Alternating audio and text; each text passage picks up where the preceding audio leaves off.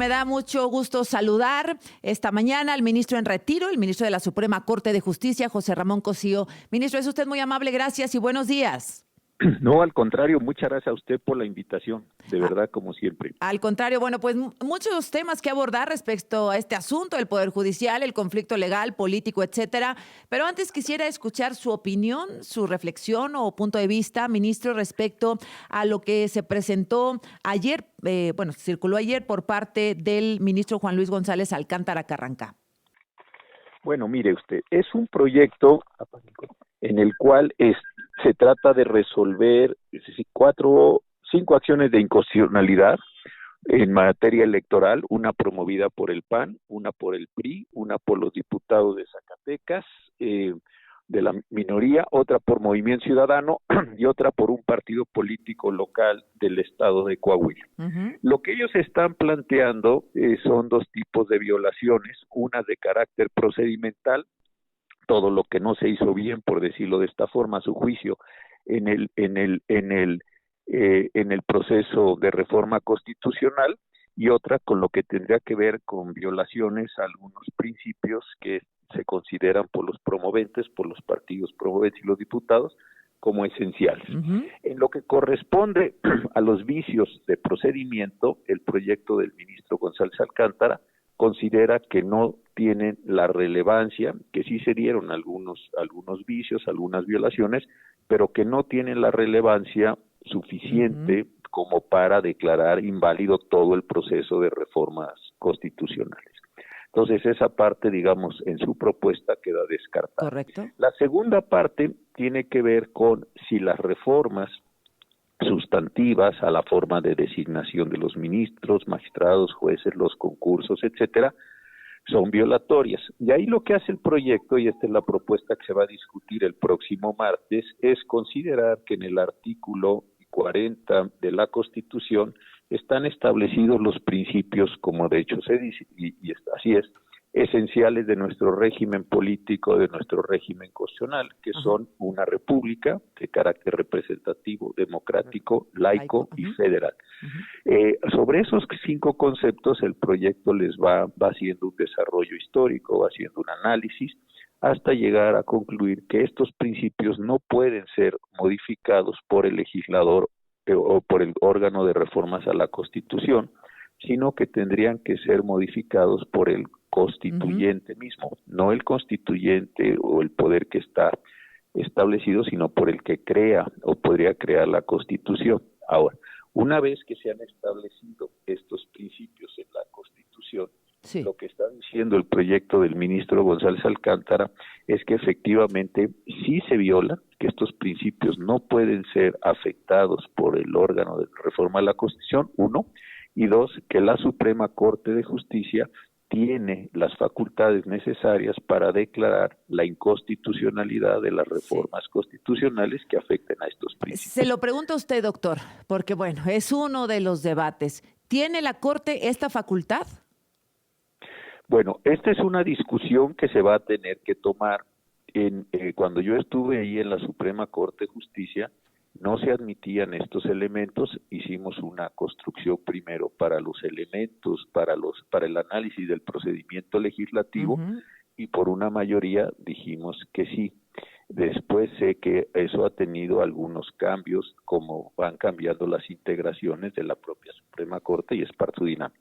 La segunda cuestión sobre si la Constitución las reformas a la Constitución pueden ser inconstitucionales, es una discusión que también ha tenido distintos momentos. Uh-huh. Yo recuerdo que cuando fue aquella integración, aquella en la que yo estuve, la mayoría de los compañeros y las compañeras no aceptaban esta posición, pero nunca se tomó una definición en este sentido. Bien. Algunos decíamos que sí, algunos decían que no, pero es una discusión que no tiene un precedente en este caso. Uh-huh. De hecho, alguna parte muy interesante del proyecto es que hace un análisis de derecho comparado para ver cómo las cortes de India, de Shanghái, de distintos países, Colombia y otros países del mundo, Alemania han tomado uh-huh. decisiones en este mismo sentido. ¿Dónde se tendría que tomar esta decisión, ministro? O sea, ¿quién? en las acciones de inconstitucionalidad justamente. La discusión del próximo martes, que es cuando está listado el proyecto, martes 5, va a tener dos partes esenciales. La primera es si los partidos políticos tienen o no tienen la capacidad de impugnar estas reformas constitucionales de carácter electoral. Correcto. Esta es una discusión importante, no es trivial ni es simplemente una cuestión de trámite. Cuando yo estuve ahí, la minoría, yo estaba en esa minoría junto con otros 3 ministros, considerábamos que esto era posible. La mayoría de entonces creo que no queda ya ninguno de los que votamos en ese momento, pues fue el 2008, dijeron que no era posible ese tipo de votación. Bien. Pero de esa integración que yo le estoy diciendo, 2008, no queda nadie. Entonces, eso es una discusión inicial. ¿Pueden los partidos políticos... ¿Tienen personalidad jurídica o esto sí o no? Esa es la primera discusión. ¿Y la siguiente? No, sí, y la segunda es, ahora bien, supongamos que los partidos tienen la legitimidad para poder impugnar las reformas constitucionales a las que nos estamos aquí refiriendo con el decreto publicado el 15 de septiembre de este año en el Diario Oficial. Si se dice que sí, entonces la segunda pregunta es, ¿puede la Suprema Corte considerar que existen reformas inconstitucionales a la Constitución? Segunda cuestión. Va a entrar entonces la disputa o la discusión acerca de si se hay o no una violación de procedimiento. Correcto. Esa discusión de la violación de procedimientos sí se ha discutido ya y yo creo que esa tiene una mayoría. Sí. En el sentido posible. Ahora, una vez que se diga si es posible, hay que ver si en el caso concreto de los procesos legislativos que se llevaron a cabo en agosto y septiembre de este año en el Congreso de la Unión y las legislaturas de los estados se dieron o no se dieron violaciones, porque tal vez o podría ser que algunos ministros dijeran nosotros sí consideramos que se dieron estas violaciones de procedimiento legislativo y se cae toda la reforma. Entonces, esa es la segunda discusión. La tercera discusión es si es posible que haya reformas a la Constitución que sean inconstitucionales. Y el proyecto del ministro González Alcántara dice que sí se dan y declara la invalidez de varias partes de la reforma. Sí. Por ejemplo, voy a poner un solo caso, él dice un caso muy simple. No es posible que en la Constitución se admitan los jueces sin rostro, como de hecho está establecido. Entonces, supóngase usted que se dijera, sí, efectivamente, es inconstitucional la reforma constitucional que establece los jueces sin rostro. Si esto fuera así y tuviera 8 o más votos la propuesta del ministro González Alcántara, se expulsaría, se desaparecería de nuestra Constitución esa mención a los jueces sin rostro. Correcto. Y así sucesivamente con el resto de los casos. O sea, un debate largo. Durísimo, antes de llegar complejo, al punto de la reforma, ¿no? De la reforma al Poder Judicial. Ahora, el ministro en retiro de la Suprema Corte es el doctor José Ramón Cosío. Déjeme preguntarle, ¿qué pasa? Vamos a suponer que el martes los ministros y ministras deciden que parcialmente sí es inconstitucional esta reforma al Poder Judicial, votan a favor de la inconstitucionalidad y el Congreso o el Ejecutivo y el Legislativo no acatan, no sé si sea la palabra, no acatan esta resolución de la Corte, ministro. Mire, esto es muy interesante lo que plantea. Déjeme ponerlo con esta para claridad de todos. Lo que parecería es una resolución con estos 8 o más votos que diría, por ejemplo, no voy a poner un caso muy simple para poderme dar a entender. Gracias. Se quitan los jueces sin rostro. Entonces, usted tiene que la sentencia de la Corte suprimió esos jueces sin rostro o suprimió la forma de elección de los ministros. Lo que la Corte diga, en principio, y así ha sido hasta ahora, pues es la Constitución vigente, ¿no? Pero podría suceder, que es lo que usted está planteando con toda razón, que los diputados, los senadores, la presidenta de la República dijera, nosotros no hacemos caso de eso. Lo voy a poner en un sentido metafórico, habría 2 constituciones. La Constitución que los diputados senadores consideran que está vigente porque fue publicada en el Diario Oficial el 15 de septiembre y la Constitución que los ministros considerarían y las ministras que está vigente porque es la que resultó de la sentencia. Ahí puede venir una escalada peligrosísima, de verdad peligrosísima, y ojalá la racionalidad se imponga. ¿Por qué? Porque en caso de que se diera esta situación, los ministros podrían considerar que hay un desacato por parte de los diputados, los senadores y algunas otras autoridades, y los ministros, con base en la fracción 16 del artículo 107 de la Constitución y sus aplicaciones al 105, podrían considerar que hay que remover, hay que destituir y someter a proceso a quienes no acaten su sentencia. En este caso, ¿el Ejecutivo y el Legislativo? En este caso, el Ejecutivo y el Legislativo. ¿Y qué pasaría? Bueno, sabemos que tienen las mayorías y tendría que pasar por un proceso de desafuero. No pasa. Bueno, no pasa. Eso no pasaría por el desafuero, porque es una decisión que históricamente la Suprema Corte considera que eso no tiene que pasar por Cámara, ni tampoco tiene que pasar por la Fiscalía. Es el único caso donde se rompe lo que se llama el monopolio del ejercicio de la acción penal, de forma tal que los ministros de la Suprema Corte pueden consignar directamente ante el juez de distrito a las personas que consideren que están en rebeldía al cumplimiento de la sentencia, para que el juez ya nada más les aplique la pena, porque la Corte es el órgano que ha determinado que se ha producido un delito contra la administración de justicia. ¿Qué cosa, doctor? Sí. Terrible. Del otro lado, voy a decirlo así, ¿qué solución? No es que esté bien o mal, simplemente la que tienen, pues seguramente los diputados senadores dirían que los ministros y las ministras que votaron esa decisión o que están pretendiendo ejecutarla deben ser sometidos a ver, como usted lo decía muy bien. No se vaya, por favor, doctor. Muy amable. Ministro. No, por favor. Me decía, en caso de que la Corte vote a favor del proyecto del ministro Juan Luis González Alcántara, entonces entrarían en desacato Poder Legislativo, Poder Ejecutivo. Los ministros tienen la facultad de pedir su destitución sin pasar por el desafuero. Y sin pasar por la acusación de la Fiscalía con la apertura de una carpeta de investigación. Pero serían los dos momentos. Me decía usted, los diputados pueden responder. Los diputados y los senadores podrían responder, que ya lo han anunciado también, abriendo un juicio político. Como recordamos, en el juicio político, la Cámara de Diputados se constituye en órgano de acusación, la Cámara de Senadores en órgano de sentencia, y lo que se produce es la destitución de estas personas y su inhabilitación. Entonces, realmente lo que estamos viendo es una escalada.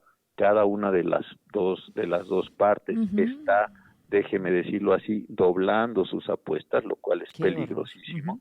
Se está empezando a utilizar un lenguaje bélico, vamos a destruirlos, vamos a ganarles. Ayer una metáfora de algún senador que ellos eran un tráiler y que la Suprema Corte era un Volkswagen. Es decir, creo que es muy peligroso que ambas partes estén pensando que en sacar la reforma o en detener la reforma constituye un triunfo, porque me parece que estamos jugando esto que se denomina juegos de suma cero, donde el vencedor piensa que se va a llevar todo, el derrotado nada, y los que estamos en medio somos todos los ciudadanos. Fíjese, allá quisiera ir, ministro, porque hemos escuchado los ciudadanos mucho decir crisis constitucional. Bueno, en la práctica, ¿qué significa esto? Es decir, ¿qué va a pasar, digamos, el miércoles que la Suprema Corte falle, los poderes no acaten? ¿Qué va a pasar? ¿Qué es en los hechos una crisis constitucional?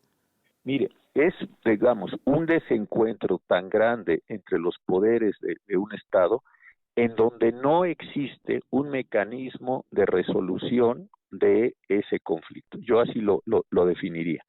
Porque si las dos partes se ponen en sus cuatro, unos consideran que no tienen por qué acatar una reforma, sobre todo del lado del Congreso, no haya un mecanismo jurídico, porque ya se agotó el mecanismo jurídico, que es la controversia constitucional, la acción de inconstitucionalidad, en este sentido. Entonces, es un punto en donde no hay nadie, déjeme que lo diga así, que dirima el conflicto que se está generando entre los dos poderes. Desde mi punto de vista y en razón de sus competencias constitucionales, el único actor que podría llegar a tener una mediación aquí, una intermediación para resolver el conflicto es la Presidenta de la República. El artículo 89 de la Constitución, entre otras obligaciones, le impone a la Presidenta de la República constituirse en un medio de apoyo del Poder Judicial. O del Poder Legislativo. Del Poder Legislativo no se lo asigna, se lo asigna al Poder Judicial. Bueno, no lo va a hacer. No lo va a hacer porque creo que ella está tomando parte, ella se ha constituido en una de las partes en conflicto.